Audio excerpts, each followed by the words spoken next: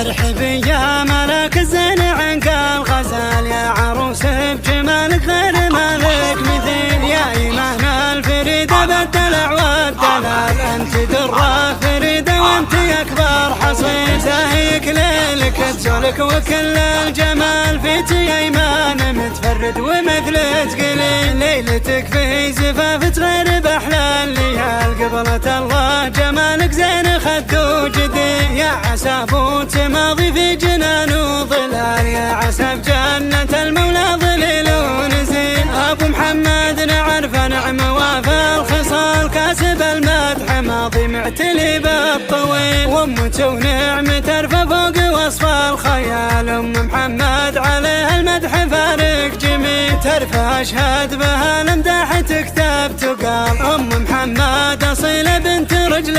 نصيل عزوة الماضي يشهد نعم والله رجال عزوة يكسبون المدح زبن الدخيل فعل الماضي يجمل معتلي للطوال عزوة بالشدايد عزة بر العلي والاخوان نعم عزوة وكلهم رجال كل واحد يجمل مثل سيف صقيل والخوات الاصايل لحظرا بالجمال كل وحده بحاله جات طب العلي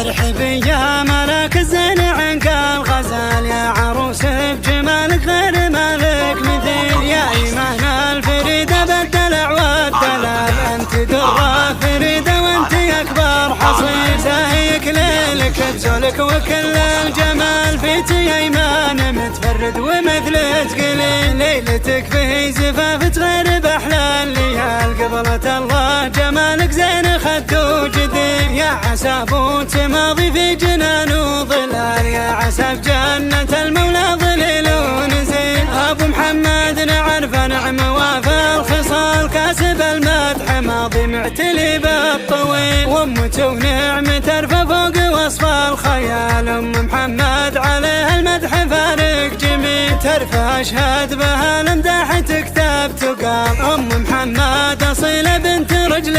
نصيل عزوة الماضي يشهد نعم والله رجال عزوة